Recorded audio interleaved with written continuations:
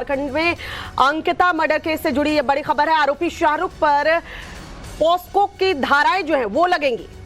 तो आपको बता दें कि आरोपी शाहरुख खान, जिसे कल गिरफ्तार किया गया था, इस पर अब पॉक्सो एक्ट के तहत धाराएं लागू की जाएंगी। पुलिस के दावे को सीडब्ल्यूसी ने खारिज कर दिया है। मार्कशीट के मुताबिक 2006 में अंकिता की जन्म हुआ था, तो ऐसे में अभी अंकिता नाबालिग थी और अब पॉक्सो की धाराएं जोड़ने की सिफारिश की गई है एफआईआर में। अगर ऐसा होता है तो जो सजा है शाहरुख खान के खिलाफ वो और ज्यादा कड़ी की जाएंगी। आरोपी शाहरुख की इस शर्मनाक करतूत के बाद बड़ी कार्रवाई इस वक्त झारखंड में की गई है। अंकिता मर्डर केस में आरोपी शाहरुख पर पॉक्सो के तहत धाराएं लगाई जाएंगी, क्योंकि अंकिता के मार्कशीट से जो जन्म की तिथि है वो 2006 की बताई जा रही है, कि यानी अभी वो नाबालिग बताई जा रही थी। तो जाहिर सी बात है एफआईआर में पॉक्सो की धाराएं जोड़ने की सिफारिश फिलहाल की गई है। जिस तरीके से डीएसपी के ऊपर भी सवाल खड़े हो रहे थे कि वो कहीं ना कहीं शाहरुख को बचा रहे हैं, नूर मुस्तफा के ऊपर भी कार्रवाई की बात सामने आ रही थी। अब देखिए, बताया जा रहा है कि मार्कशीट के मुताबिक अंकिता 2006 में जन्मी थी, तो अब एफआईआर में पॉक्सो की धाराएं जोड़ने की सिफारिश की गई है। अब शाहरुख की मुश्किलें और ज्यादा बढ़ती हुई और जिस तरीके से मांग की जा रही है कि शाहरुख पर जल्द से जल्द उसे फांसी दी जाए, क्योंकि अंकिता भी यही चाहती थी। और इस पूरे मामले में डीजीपी ने डीएसपी पर कार्रवाई को लेकर क्या कुछ बातें कही है, पहले ये भी हम आपको सुनवा देते हैं।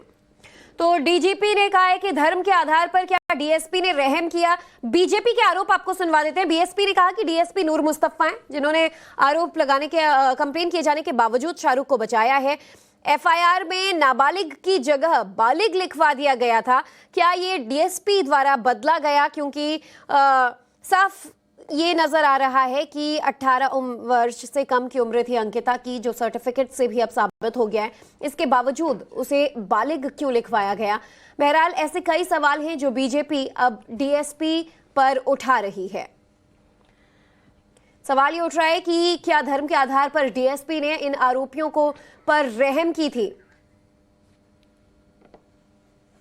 पिताजी भी ने यही कंप्लेन किए, बोले सर ना हमारे क्षेत्र के विधायक बसंत सोरेन जी आए, ना मुख्यमंत्री जी आए, ना कोई अधिकारी आया, ना कोई मंत्री आया। तो निश्चित रूप से ये जो वर्तमान में सरकार है, हम लोग देख रहे हैं कि मुख्यमंत्री एक संवैधानिक पद पर बैठा हुआ व्यक्ति, एक हमारी बेटी जीवन और मौत की लड़ाई रही है और मुख्यमंत्री सीटी बजा रहे हैं।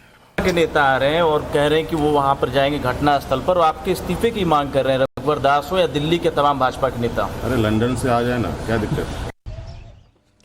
तो इस वक्त आपको बता दें, झारखंड में लगातार कार्रवाई की बात की जा रही है। हलचल काफी ज्यादा तेज हो चुकी है। हालांकि एक तरफ अंकिता के उन दरिंदों को गिरफ्तार कर लिया गया है जिन्होंने आधी रात नींद में सोई मासूम पर पेट्रोल छिड़क कर आग के हवाले कर दिया। फास्ट ट्रैक कोर्ट में मामला चलेगा, ये आदेश सरकार ने दे दिया है। दूसरी तरफ मामले के 2 दिन बीत जाने के बाद सोरेन सरकार जागी है और नाराजगी व्यक्त की है पूरे मामले को लेकर। हालांकि कल देर शाम आर्थिक सहायता का ऐलान भी अंकिता के परिवार के लिए किया गया। हमारे सहयोगी रविकांत इस वक्त हमारे साथ जुड़ चुके हैं। रविकांत, अब एफआईआर में सिफारिश की गई है कि पॉक्सो एक्ट की धाराएं जो हैं वो जोड़ी जाएं। जाहिर सी बात है डीएसपी पर जो सवाल खड़े हो रहे थे, अब तो मार्कशीट जब सामने आ चुकी है तो ये बात साफ हो जाती है कि कहीं ना कहीं शाहरुख को बचाने की कोशिश की जा रही थी।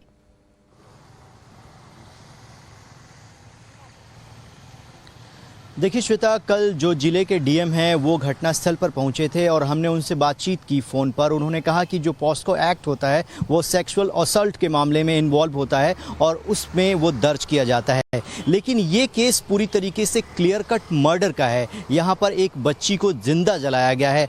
बहुत सारी धाराएं ऐड ऑन हो सकती हैं, क्योंकि जो डॉक्यूमेंट्स आए हैं उसके आधार पर बच्ची जो है वो नाबालिग है और इसीलिए और भी जितनी धाराएं होंगी वो हम उनमें ऐड करेंगे और जितने भी आरोपी हैं उनको सख्त से सख्त सज़ा दी जाएगी। इसका भरोसा जो है वो एडमिनिस्ट्रेशन दे रहा है।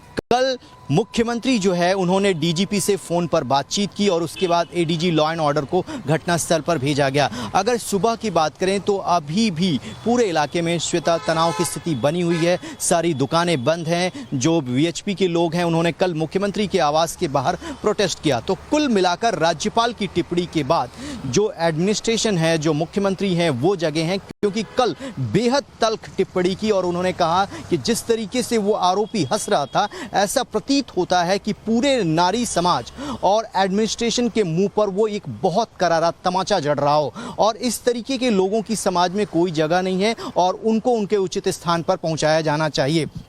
दूसरी सबसे महत्वपूर्ण बात ये कि डिप्टी एसपी की भूमिका को लेकर यहां पर सवाल उठ रहे थे। ऐसे में राज्यपाल ने कल डीजीपी को फोन किया और कहा कि ऐसे लोगों को जांच से अलग किया जाए, अब वो इन्वेस्टिगेशन का पार्ट नहीं होंगे और पूरे घटनाक्रम में जो अनुसंधान किया जाएगी उसकी सीधी मॉनिटरिंग जो है वो डीजीपी और एडीजी रैंक के ऑफिसर करेंगे। लेकिन इन सब के बीच राजनीति भी हो रही है। बाबूलाल मरांडी कल वहां पर पहुंचे थे, अब से कुछ ही देर बाद वो प्रेस कॉन्फ्रेंस करने वाले हैं, जिसमें बीजेपी ये आरोप लगा रही है कि एक नदीम नाम के आरोपी को यही सरकार, जो कि पत्थरबाजी में इन्वॉल्व था, तमाम अलग गलत चीजों में इन्वॉल्व था, उसको एयर एम्बुलेंस की मुहैया दी गई, लेकिन ये बच्ची तड़पती रही। राज्य सरकार के पास चॉपर है, राज्य सरकार के पास एयर एम्बुलेंस है, लेकिन कोई भी वहां पर सुविधा नहीं मिली और अभी तक रूलिंग पार्टी का कोई भी बड़ा नेता इस पूरे मामले में लापरवाही दर लापरवाहियां बढ़ती गई हैं। अब इस पूरे मामले में अंकिता जान गंवा चुकी है, लेकिन उसके आखिरी शब्द लोग भूल नहीं सकते